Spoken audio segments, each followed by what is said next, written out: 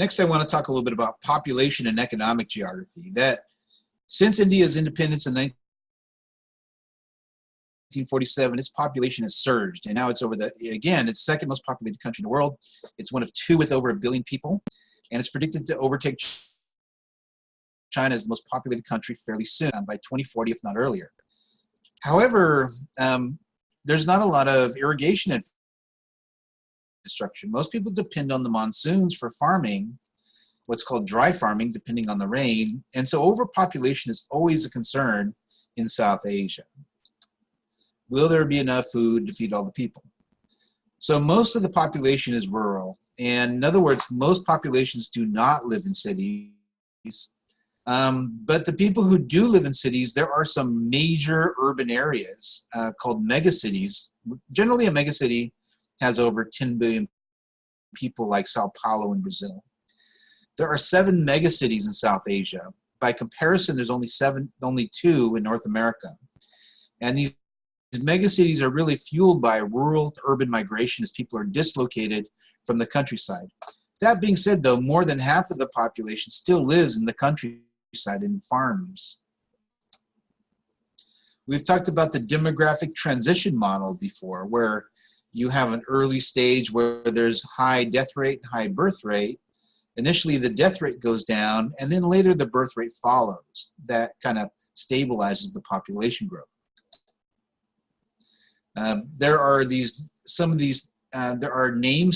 these. Stage 1 is called pre-industrial, high death rate, high birth rate.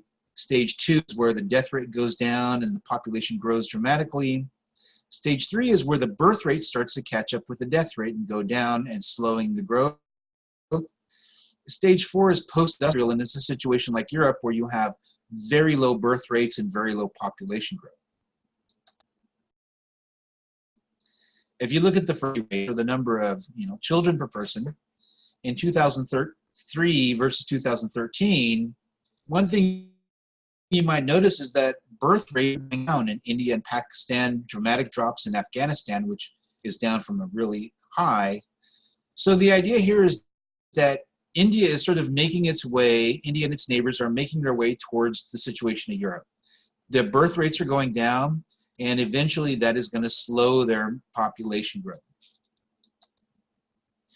So again, you have the fertility rates, average number of children, as those go down. So the idea is that India, its neighbors, are really in this stage 3. They're sort of heading in a direction towards the situation of Europe with very low birth rates.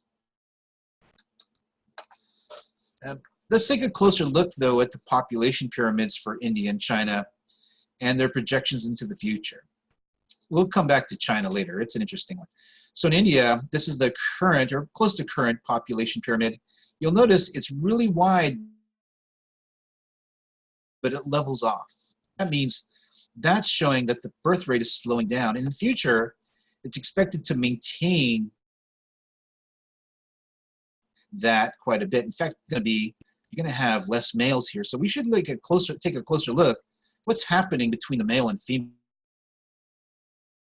side? And what is missing and why? So if you look at the female, it goes a little bit above 52 here.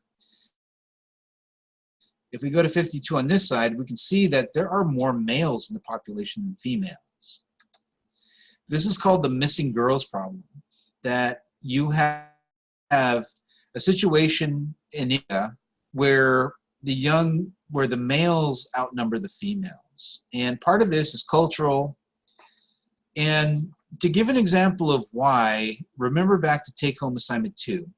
The girl Jasmine, who worked in the factory, she needed to go to the factory because her family was broke.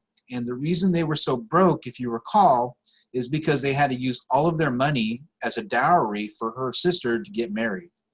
So in some ways, there are some adverse economic incentives to having girls because of the way that marriages are arranged or the way that maybe the children take care of family.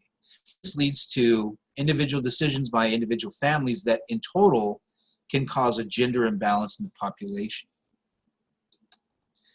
And just a little bit about, let me move myself down here, economic geography, I want to talk about neoliberalism or neoliberal reforms. And these are reforms or economic changes since the 1980s that have impacted the economy of India. Examples of these are privatization of companies, lower trade tariffs, lower government subsidies, lower taxes, deregulation. And for example, instead of having the cement company, you now have maybe a private cement company. And as you move more towards private industry, that has actually spurred economic growth in South Asia. So like the fertility rate, this is showing the GDP, or sort of the money per person, 2003 and 2013. And we've seen two things happen. One, birth rates go down, and the second thing is incomes rising. However, it's not evenly split. There is actually a divide between the West and the East. So East versus West. In the East, over here in the area near Bangladesh, you have older industrial areas. They're sort of like their Rust Belt, maybe a way to phrase it.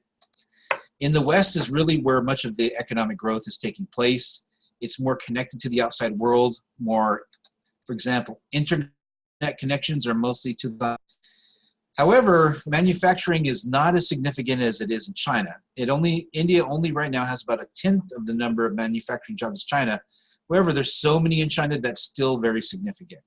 One area of economic growth in India has been in the information technology sector, or the IT industry. Nearly 1/10 of the GDP or country's income is through IT. So if you've heard in the past the phrases like outsourcing to India, that India's been, through education and having a highly educated workforce, has been able to take on a lot of information technology jobs. One thing about information technology, however, is that while it's 8% of the economy, it's only 2% of the people that work in there. However, it is an important part of the Indian economy.